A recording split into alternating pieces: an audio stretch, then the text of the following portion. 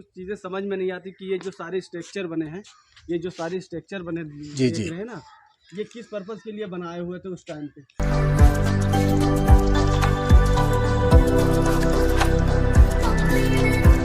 Hello guys, स्वागत करते हैं फिर से एक नए ब्लॉग में।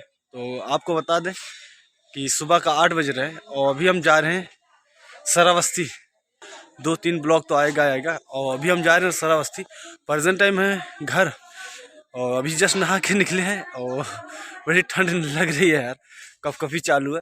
तो अभी चलते हैं, फिर देखते हैं किससे जाना है। हो सकता है बस से मिले तो बस से निकलेंगे, नहीं रास्ते में जो सारी चीज़ें होंगी वो सारी चीज़ें हम बताएंगे आपको, सारी चीज़ अपडेट करेंगे।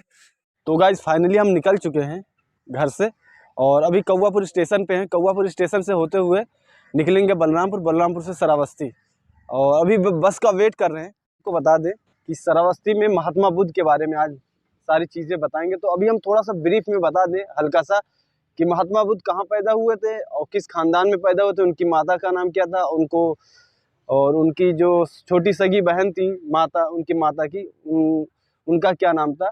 तो सर आपको बता दें महात्मा बुद्ध की पैदाइश जो हुई थी वो हुई थी लुम्बिनी में 563 ईस्वी में और उनके पिता का नाम था शुद्धोधन और उनकी माता का नाम था महारानी उनकी माता का नाम था महामाया प्रजापति नाम था। और फिर कुछ दिन बाद जब महात्मा बुद्ध पैदा हुए तो 7 दिन के बाद उनकी माँ का निधन हो गया था और उसके बाद उनकी माँ की जो छोटी सगी बहन थी उन्होंने उनको पाला पोसा। फिर जब बड़े हुए 29 साल के हुए तो उनका शादी जो हुआ था यशोधरा नाम की लड़की से हुआ था और उनके जो महात्मा बुद्ध के बच्चे थे राहुल उनका नाम था, उनका लड़के का नाम राहुल था।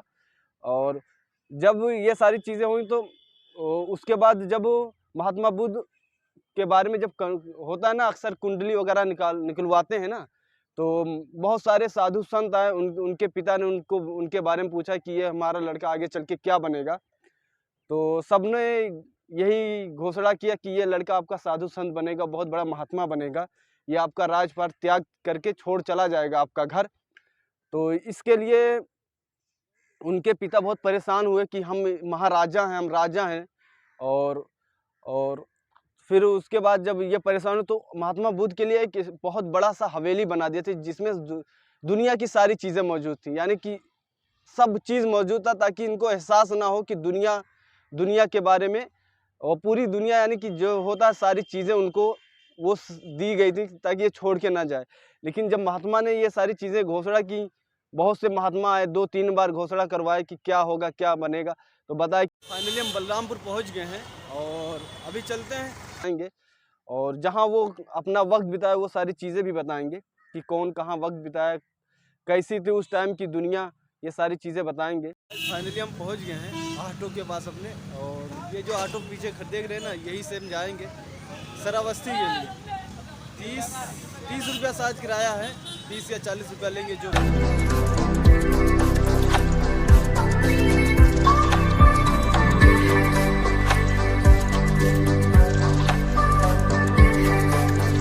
पहुंच गए हैं और मेन रास्ता ये जाएगा, ये जाएगा बोधि सोसाइटी ऑफ इंडिया, बुद्धिस्ट और बर्मा बुद्धिस्ट मंदिर वगैरह सब कुछ लिखा हुआ है, ये सारा कुछ इसने का।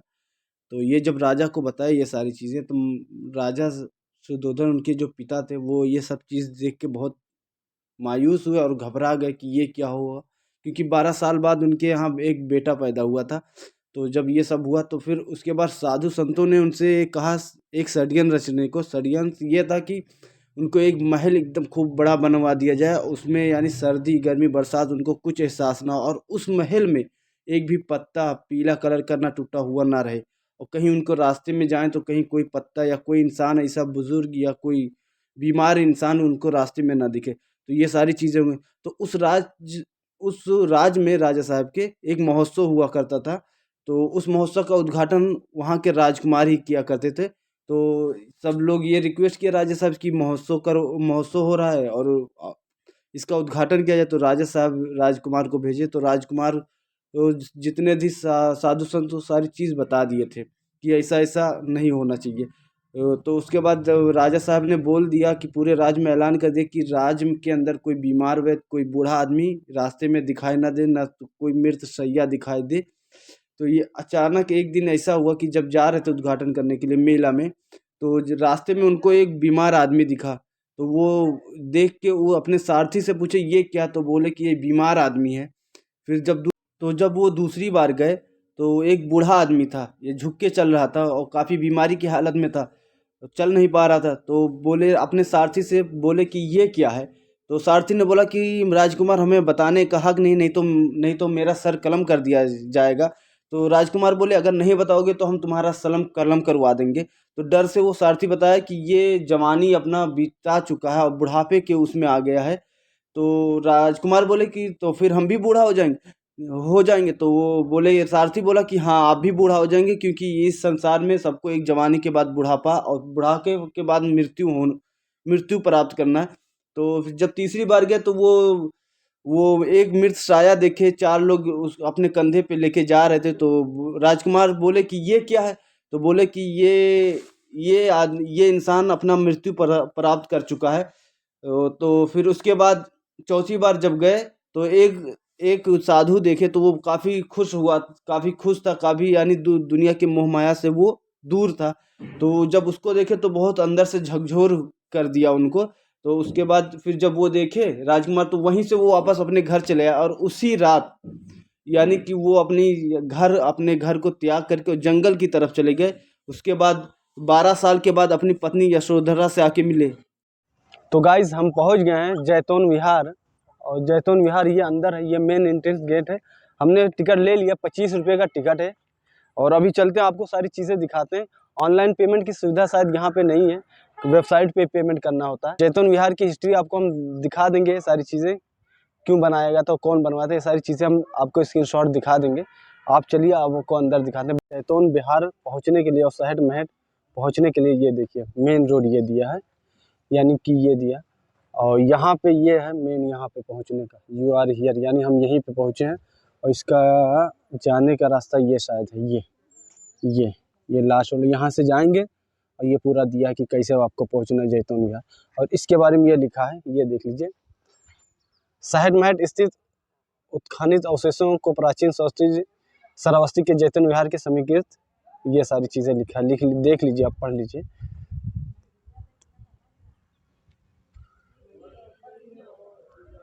तो गाइस बता दें, ये कोई था राजकुमार जैत से इस भूमि का क्रय उतनी ही स्वर्ण मुद्राओं से किया गया था जिससे पूरा उद्यान ढक जाए। और इस रेस्टी मस्ट से संभवतः यह स्थल बाद में शहर महल नाम से जाना गया। ये सारी चीज़ें हम जैतून विहार के अंदर हैं पार्क में, और ये हमारे साथ बंदा है, काफ़ी चुप रहता है, जैसे इसको नया लाए हैं, समझ में नहीं आता है क्या हो रहा है। ये यहाँ के बारे में लिखा हुआ है, ये सारी पता नहीं ये किस लिए बना है। अभी हम किसी से पूछेंगे कि किस लिए बना था ये सारी चीज़ें। देख लीजिए कुछ इस तरह बना है, ये बहुत पुरानी चीज़ें बनी हैं। क्या था ये, शायद उस समय यहाँ पे शायद शिष्य वगैरह बैठकर महात्मा बुद्ध जो थे वहाँ यहाँ पे उपदेश वगैरह देते, जैसा लगता तो है कि उसी पर्पज़ के लिए बना है। ये देख लीजिए कुछ इस तरह, और काफ़ी हर जगह बना है, देख लीजिए दूर दूर तक नज़र जाएगी ना, हर जगह बना हुआ है। ये यहाँ पे कंस्ट्रक्शन चालू है, ये देख लीजिए, ये सारी चीज़ें। अभी ये स्कूल के बच्चे हैं, यहाँ पे जितनी भी चीज़ें मिलेंगी ना, सब पुराने टाइम की बनी हुई मिलेंगी। यानी कि जिस हिसाब से ये बना, तो जैसे हमें लगता है कि यहाँ पे उपदेश वगैरह देते थे अपने शिष्य को, ये सारी चीज़ें। ये यानी कि यहाँ टूरिस्ट प्लेस है, यहाँ ये लोग घूमने के लिए आते हैं। अभी इसके बारे में पूछते हैं ये किस लिए बना हुआ था। ये जितनी भी सारी चीज़ें आपको दिखाए हैं, ये लिखा, ये स्फूर्त अत्यधिक पवित्र था, जो इस तथ्य से यानी इस कहानी से प्रमाणित होता है कि इसका न केवल कई बार पुनर्निर्माण हुआ, अपितु यह गंधकुटी के ठीक सामने अवस्थित था। ये देख लीजिए कुछ ये लिखा हुआ है। तो बौद्ध विहार यहाँ श्रावस्ती आए हैं, तो यहाँ जैतून विहार आए हैं। जी। तो हमको कुछ चीज़ें समझ में नहीं आती कि ये जो सारे स्ट्रक्चर बने हैं, देख रहे हैं ना, ये किस पर्पज़ के लिए बनाए हुए थे उस टाइम पे, ये बता दीजिए। ये बहुत पुरानी चीज़ें हैं। ये यहाँ पर तथागत गौतम जो है धम्म देशना करते थे, और अपने अनुयायियों के साथ में बैठ कर के उपदेश कर देते थे। अच्छा। और ये जो आप कुआं देख रहे हैं, यहाँ पर ये तमाम भिक्षुणियों का जो है, ये जो है क्या बोलते हैं, वो रहने का स्नान करते थे। स्नान करते थे। हाँ। और वो जो सामने आप देख रहे हैं, वहाँ पर सब बिछुड़ी जो हुआ करती हाँ। थी, वहाँ पर उनका निवास था। अच्छा, यानी वहाँ पे जो लेडीज थी उस टाइम की, वहाँ वो उस टाइम वहाँ पे वो लोग निवास करते थे, इधर सब मर्द करते थे उस टाइम पे। अच्छा, ये भगवान बुद्ध का जो है, और ये क्या था? ये इतना बड़ा, ये गंधकुटी के नाम से ये जाना गंधकुटी के नाम से जानते गंध। अच्छा, यानी कि यहीं पे वो आके बैठते थे। हाँ, बैठते थे। उनकी यहाँ पे कुटिया थी। हाँ, अच्छा, ये गंधकुटी के नाम से जाना जाता है। और आगे है बौद्ध वृक्ष, वहाँ पर बैठ के विपश्यना करते थे। अच्छा, यानी कि अपना ध्यान लगाते थे, अपने टहलते घूमते थे। इसीलिए ये जेतवन विहार कहा गया। अभी उनको जहाँ पे वो बौद्ध वृक्ष है, वहाँ पे भी आपको लेके चलते हैं, दिखाते हैं। जो जेतवन विहार है, यहाँ पे दो ही चीज प्रसिद्ध है, मशहूर है। एक है गंधकुटी और दूसरा है वो बौद्ध वृक्ष। बौद्ध वृक्ष है।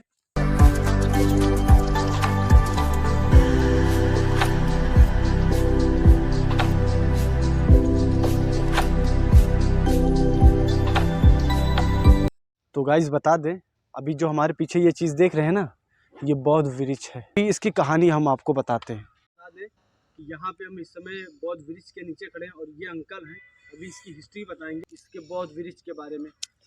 बौद्ध वृक्ष के बारे में क्या है कि यहाँ पर तथागत बुद्ध ने जो है बहुत दिन तक जो है 25 वर्ष जो है बरसाबास किया। ये जगह ऐसी जगह है कि हम बौद्ध अनुयायियों के लिए ये परम स्थल माना जाता है कि भगवान बुद्ध ने इस जगह पर जो है 25 वर्ष बरसाबास किया। इसीलिए इसको कहा जाता है शराबस्ती की पावन धरती। तो गाइस सुन रहे हैं ना, शराबस्ती की पावन धरती, ये वही धरती है जहाँ पे महात्मा बुद्ध आए थे।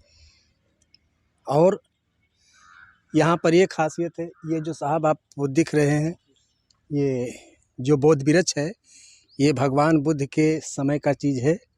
वैसे तो क्या नाम है, कितनी बार क्या नाम है, ऐसे ऐसे पेड़ क्या नाम है वो गिर चुके होंगे, लेकिन उसकी टहनियाँ जो है इतना बड़ा जो है प्रारूप बना लिया। अच्छा, ये खंभा किस लिए लगा दिए? ये खंभा इसलिए लगाया है कि क्या नाम है, जो टहनी है ये गिरने। हाँ। अच्छा, यहीं पे वो अपना अपना आके ध्यान, हाँ, विपश्यना करते थे। हाँ, विपश्यना करते थे। और जो गंधकुटी है वहाँ पर जो है धम्म देश न देते थे। ये स्थल वो स्थल है। इसलिए हम लोग का जो है प्रसिद्ध स्थल और उत्तम स्थल तो यही है कि भगवान बुद्ध ने अपना 25 वर्ष जो है बरसाबास यहीं पर बिताए थे। इसलिए जो है सभी लोग जितने भी बौद्ध अनुयायी हैं, सब लोग जो है इसका जो है बार बार नमन वंदन करते हैं। और हम भी बौद्धिस्ट हैं। और इससे पुराना कोई वृक्ष नहीं, और इससे पुराना जो है अब तक कोई वृक्ष है नहीं, बचा ही नहीं।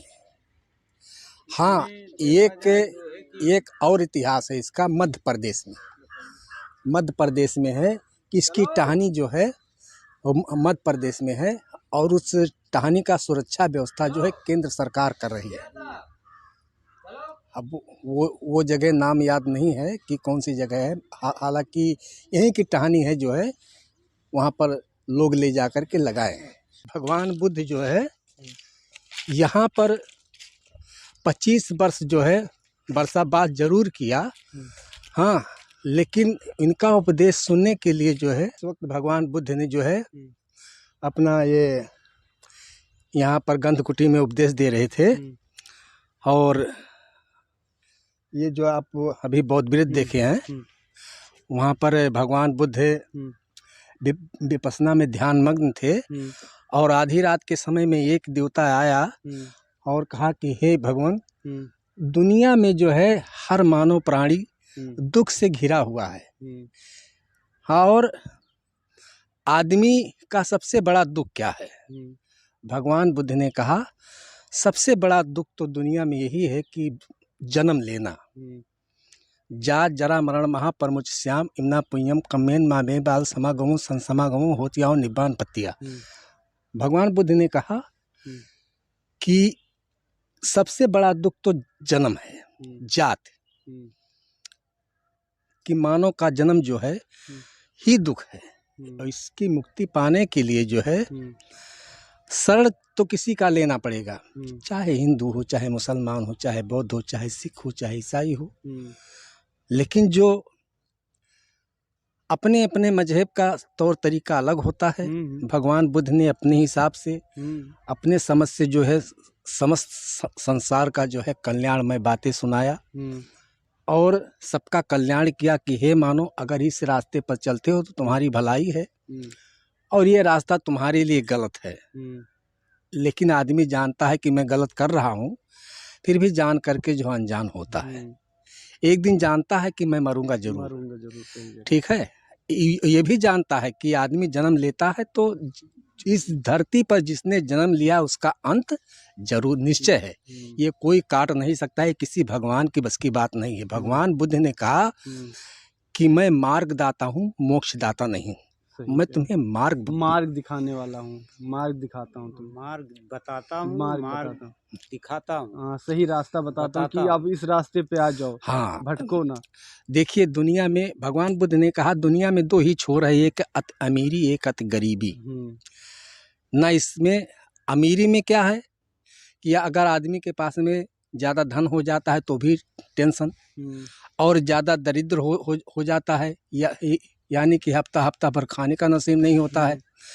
इसीलिए भगवान बुद्ध ने कहा है कि मध्य यानी कि मध्य रास्ता अपनाने पर जो है आदमी को ना तो उसमें ज़्यादा सुख है, ना ज़्यादा उसमें दुख है। फिर से बोलिए। 8 कलश में जो है इनके मिट्टी, वो जब महात्मा बुद्ध का क्या हुआ था अंकल, फिर से बोलिए तो। अंतिम काल हुआ था। हाँ, जब महात्मा बुद्ध का अंतिम काल हुआ था और तब ये तब की स्तूप है। हाँ। और इसके वो क्या बोलते हैं, वो संस्कार जो होता है 8 वो कलश में जो है विभाजित किया गया था। अच्छा। और 8 राज के राजा ले गए थे, उनका नाम उल्लेखित यहाँ पर नहीं है। हाँ। लेकिन कपिलवस्तु में आपको मिलेगा। अच्छा, तो गाइस बता दें, अब हम फाइनली शहर मेट और जेतवन विहार से निकल रहे हैं। अगर इसका ब्लॉग आपको अच्छा लगे तो लाइक और शेयर कमेंट्स ज़रूर करिएगा और मिलते हैं नेक्स्ट ब्लॉग में।